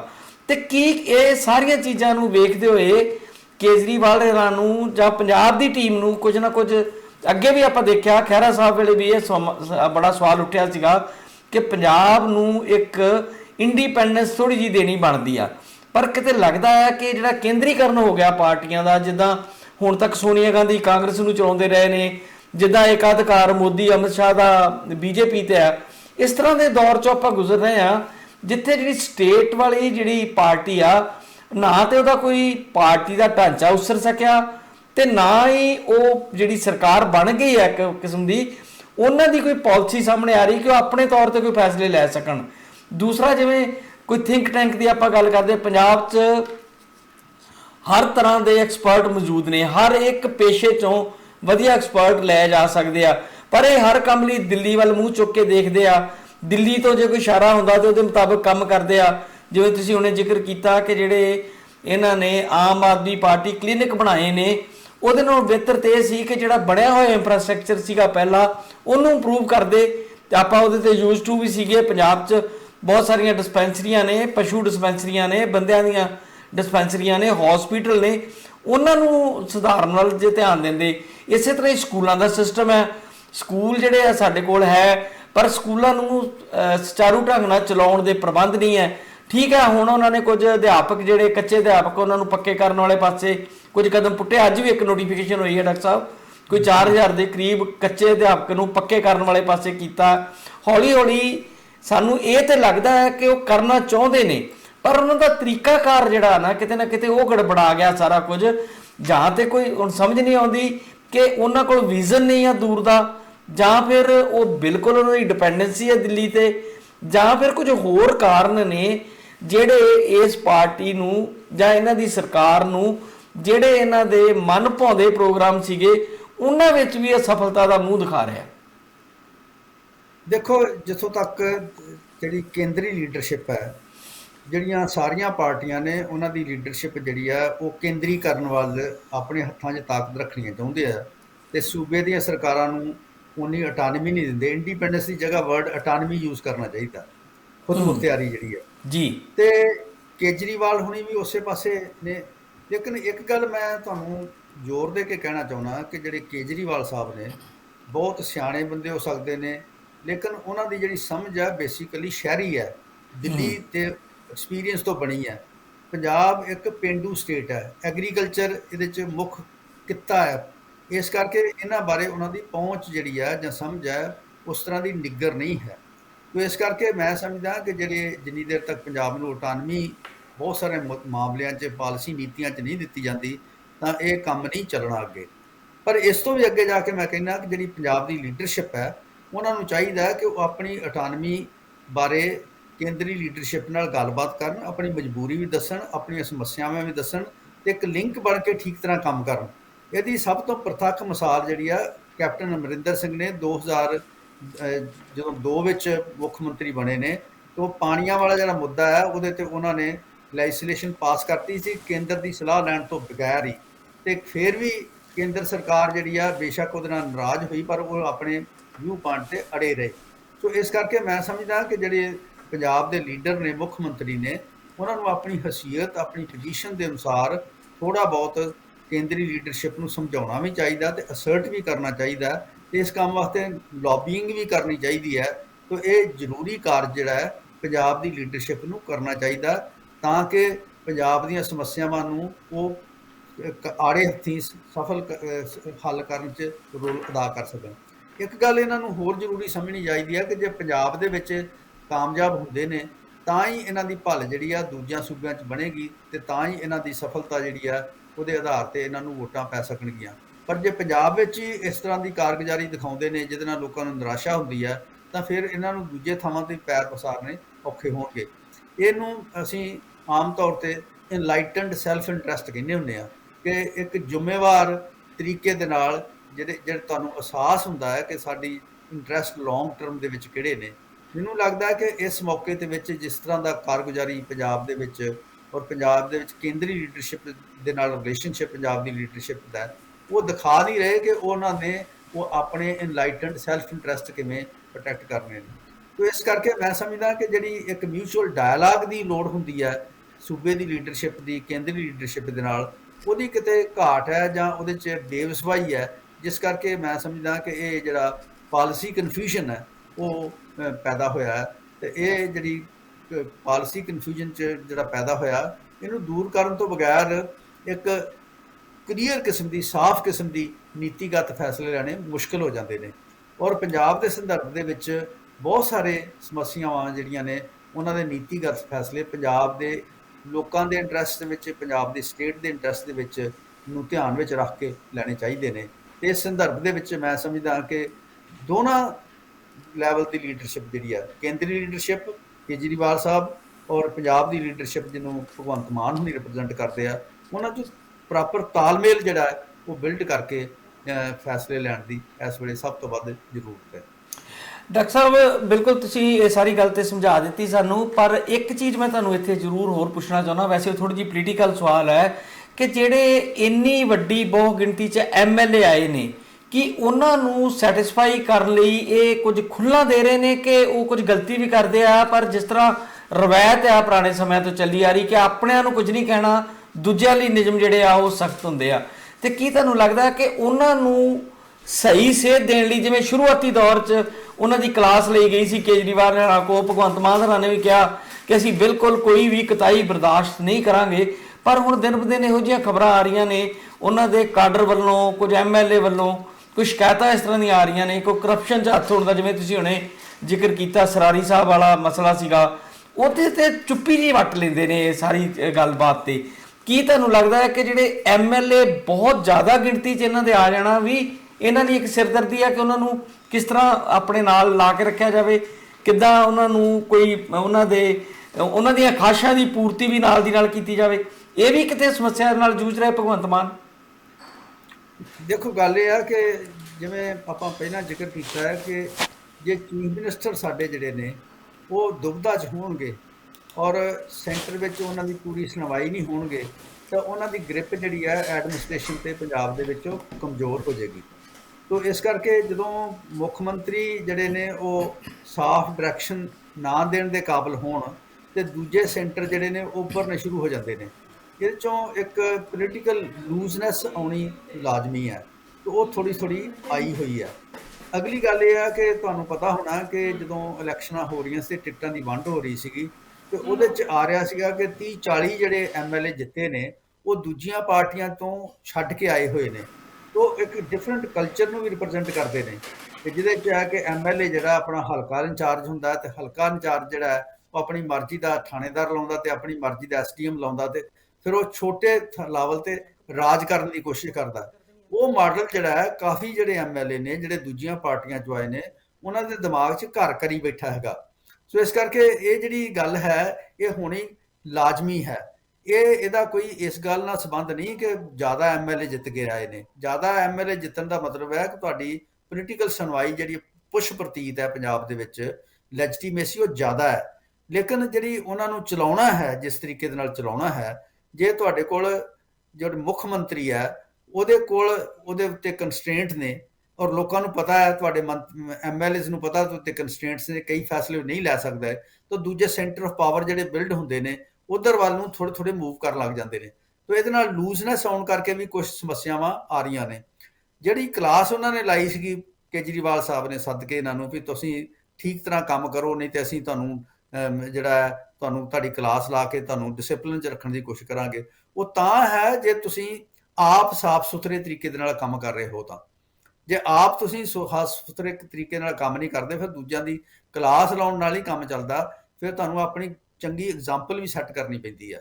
ਇਹਦੇ ਵਿੱਚ ਮੈਂ ਸਮਝਦਾ ਕਿ ਕੁਝ ਊਣਤਾਈਆਂ ਨੇ ਜਿਹੜੀਆਂ ਕਿ ਜਿਹਦੇ ਕਰਕੇ ਇਹ ਜਿਹੜੀ ਸਮੱਸਿਆ ਹੈ ਨਾ ਕਿ ਕਿਤੇ ਕਿਤੇ ਸ਼ੁਰੂ ਹੋ ਗਿਆ ਕਿ ਲੋਕਾਂ ਨੂੰ ਲੱਗਦਾ ਕਿ ਅਸੀਂ MLA ਵੀ ਬਣ ਗਏ, ਲੇਕਿਨ ਸਾਡੀ ਜਿਹੜੀ ਸੁਣਵਾਈ ਉਸ ਲੈਵਲ ਤੇ ਜਿਸ ਤਰ੍ਹਾਂ ਦੀ ਪੁਰਾਣੇ MLA ਦੀ ਹੁੰਦੀ ਸੀ ਉਹ ਨਹੀਂ ਹੋ ਰਹੀ। ਇਹ ਗੱਲ ਆਉਣੀ ਲਾਜ਼ਮੀ ਹੈ ਸਾਨੂੰ। ਜੀ ਡਾਕਟਰ ਸਾਹਿਬ, ਆਪਾਂ ਬ੍ਰੇਕ ਵੀ ਇੱਕ ਲੈਣੀ ਆ, ਪਰ ਮੈਂ ਇੱਕ ਜਾਂਦੇ ਜਾਂਦੇ ਇੱਕ ਕੁਐਸਚਨ ਤੁਹਾਨੂੰ ਪੁੱਛਣਾ ਹੈ ਕਿ ਕੀ ਪੰਜਾਬੀਆਂ ਨੂੰ ਬੇਉਮੀਦੇ ਨਹੀਂ ਹੋਣਾ ਚਾਹੀਦਾ? ਜੇ ਕਿੰਨਾ ਚਿਰ ਆਪਾਂ ਨੂੰ ਉਮੀਦ ਪਾਲ ਕੇ ਰੱਖਣੀ ਚਾਹੀਦੀ ਆ ਕਿ ਇਹ ਸਰਕਾਰ ਜਿਹੜੀ ਆ ਲੋਕਾਂ ਦੀਆਂ ਆਸ਼ਾਵਾਂ ਦੀ ਪੂਰਤੀ ਵੱਲ ਕੋਈ ਠੋਸ ਕਦਮ ਪੁੱਟਣ ਵਾਲੇ ਪਾਸੇ ਜਾਏਗੀ? ਕਿਉਂਕਿ ਉਮੀਦ ਬੜੀ ਅਜੇ ਵੀ ਬਰਕਰਾਰ ਹੈ ਕਿ ਜਿਹੜੇ ਲੋਕ ਨੇ ਉਹ ਉਮੀਦ ਰੱਖਣ ਕਿ ਆਉਣ ਵਾਲੇ ਸਮੇਂ 'ਚ ਜਿਹੜੀਆਂ ਗਲਤੀਆਂ ਹੋਈਆਂ ਨੇ ਉਹਨਾਂ ਨੂੰ ਸੁਧਾਰਨਗੇ, ਔਰ ਜਿਸ ਤਰੀਕੇ ਦੀ ਇਹ ਆਸ ਬਣਾ ਕੇ ਆਏ ਸੀ ਉਹਨੂੰ ਪੂਰਾ ਕਰਨ ਲਈ ਕੋਈ ਯਤਨਸ਼ੀਲ ਹੋਣਗੇ, ਜਾਂ ਫਿਰ ਐਟ ਦੀ ਐਂਡ ਅਸੀਂ ਉਹੀ ਸੋਚਾਂਗੇ ਜੋ ਕੈਪਟਨ ਬਾਰੇ ਸੋਚਦੇ ਸੀ, ਜੋ ਸੁਖਬੀਰ ਬਾਦਲ ਬਾਰੇ ਸੋਚਦੇ ਸੀ? ਮੈਂ ਸਮਝਦਾ ਕਿ ਬੇਉਮੀਦੇ ਨਹੀਂ ਹੋਣਾ ਚਾਹੀਦਾ। ਉਮੀਦ ਦੇ ਸਿਰ ਤੇ ਹੀ ਦੁਨੀਆ ਚੱਲਦੀ ਹੈ, ਔਰ ਸਾਨੂੰ ਉਮੀਦ ਛੱਡਣੀ ਨਹੀਂ ਚਾਹੀਦੀ। 75 ਸਾਲ ਸਰ ਰੱਖੀ, ਆਪਾਂ ਬੜੀ ਲੰਬੀ ਉਮੀਦ ਬਣ ਕੇ ਰੱਖੀ ਸਰ। 75 ਸਾਲ ਹੋ ਗਏ ਸਾਡੇ ਵਡੇਰਿਆਂ ਨੂੰ ਆਜ਼ਾਦੀ ਤੋਂ ਲੈ ਕੇ ਹੁਣ ਤੱਕ ਉਮੀਦਾਂ ਹੀ ਰਹੀਆਂ ਨੇ ਇਹਨਾਂ ਲੋਕਾਂ ਤੋਂ। ਨਹੀਂ, ਇਸ ਤਰ੍ਹਾਂ ਗੱਲ ਹੈ ਕਿ ਉਮੀਦਾਂ ਜਿਹੜੀਆਂ ਸਿਰੇ ਚੜਾਉਣ ਵਾਸਤੇ ਜ਼ਰੂਰੀ ਹੈ ਕਿ ਪੰਜਾਬ ਦੇ ਲੋਕ ਚੇਤੰਨ ਰਹਿਣ, ਜਿਹੜੇ ਕਿ ਚੇਤੰਨ ਨੇ, ਕਿ ਜਿੰਨੇ ਲੋਕ ਚੇਤੰਨ ਹੋਣਗੇ, ਜਿੰਨੇ ਇਹਨਾਂ ਤੇ ਪ੍ਰੈਸ਼ਰ ਪਾਈ ਰੱਖਣਗੇ, ਉਹਦੇ ਨਾਲ ਹੀ ਇਹ ਕੁਝ ਕੰਮ ਠੀਕ ਕਰਨਗੇ। ਜਿਵੇਂ ਕਿਸਾਨ ਜਥੇਬੰਦੀਆਂ ਨੇ, ਮਜ਼ਦੂਰ ਜਥੇਬੰਦੀਆਂ ਨੇ, ਕਿਸਾਨ ਆਪਣੇ ਮੁਲਾਜ਼ਮਾਂ ਦੀਆਂ ਜਥੇਬੰਦੀਆਂ ਨੇ, ਆਮ ਸਿਟੀਜ਼ਨਸ ਨੇ ਜਿਹੜੇ, ਉਹ ਜਿੰਨੇ ਜਾਗਰੂਕ ਰਹਿਣਗੇ ਉਨਾ ਹੀ ਕੰਮ ਠੀਕ ਹੋਏਗਾ। ਅਮਰਿੰਦਰ ਸਿੰਘ ਜਿਹੜੇ ਸਾਡੇ ਨੋਬਲ ਆਰੀਅਟ ਨੇ, ਉਹਨਾਂ ਦਾ ਥੀਸਿਸ ਹੈ ਕਿ ਜਿੱਥੇ ਲੋਕ ਜਾਗਰੂਕ ਹੁੰਦੇ ਨੇ, ਸਰਕਾਰਾਂ ਜਿਹੜੀਆਂ ਨੇ ਉਹ ਰਿਸਪੌਂਸਿਵ ਹੁੰਦੀਆਂ ਨੇ, ਉਹ ਜਵਾਬਦੇਹ ਹੋ ਜਾਂਦੀਆਂ ਨੇ। ਜਿੱਥੇ ਲੋਕ ਸੌਂ ਜਾਂਦੇ ਨੇ ਤੇ ਸਰਕਾਰਾਂ ਕੁੰਭ ਕਰਨੀ ਨੀਂਦੇ ਸੌਂ ਜਾਂਦੀਆਂ ਨੇ। ਮੈਂ ਸਮਝਦਾ ਕਿ ਪੰਜਾਬ ਦੇ ਲੋਕ ਸਰਗਰਮ ਨੇ ਔਰ ਚੇਤੰਨ ਨੇ ਔਰ ਪ੍ਰੈਸ਼ਰ ਪਾ ਰਹੇ ਨੇ। ਇਸ ਕਰਕੇ ਸਾਨੂੰ ਬੇਉਮੀਦੇ ਨਹੀਂ ਹੋਣਾ ਚਾਹੀਦਾ, ਕਿਤੇ ਕਰੈਕਸ਼ਨ ਜਿਹੜੀ ਹੈ ਹੋਣ ਦੀ ਸੰਭਾਵਨਾ ਹਮੇਸ਼ਾ ਰਹਿੰਦੀ ਹੈ। ਡਾਕਟਰ ਸਾਹਿਬ ਬਹੁਤ ਬਹੁਤ ਸ਼ੁਕਰੀਆ। ਆਪਾਂ ਅਗਲੀ ਸੈਗਮੈਂਟ 'ਚ ਫੇਰ ਮਿਲਦੇ ਹਾਂ। ਇਕਨੋਮੀ ਬਾਰੇ ਤੁਹਾਡੇ ਕੋਲ ਕੋਈ ਚੀਜ਼ਾਂ ਜਾਣਨੀਆਂ, ਪੰਜਾਬ ਕਿੱਥੇ ਖੜਾ ਹੈ, ਤੇ ਇਹ ਸੈਗਮੈਂਟ ਆਪਾਂ ਇੱਥੇ ਹੀ ਖਤਮ ਕਰਦੇ ਹਾਂ। ਬਹੁਤ ਬਹੁਤ ਧੰਨਵਾਦ ਤੁਹਾਡਾ। ਇੱਕ ਵਾਰੀ ਫੇਰ ਦੁਬਾਰਾ ਆਪਾਂ ਜੁੜਦੇ ਹਾਂ ਜੀ। ਆਪਣੀ ਧਰਤੀ ਨਾਲ ਜੁੜੇ ਲੋਕਾਂ ਲਈ ਇੱਕ ਵਿਲੱਖਣ ਪ੍ਰੋਗਰਾਮ, ਮੇਰੀ ਧਰਤੀ ਮੇਰੇ ਲੋਕ। ਟੀਵੀ ਪੰਜਾਬੀ ਦੁਨੀਆ, ਆਪਣੀ ਬੋਲੀ ਆਪਣਾ ਮਾਣ। पंजाब करा की सिफत तेरी शाना दे सब सामान तेरे, जल पौन तेरा हरियाल तेरी दरिया पर्वत मैदान तेरे। ओ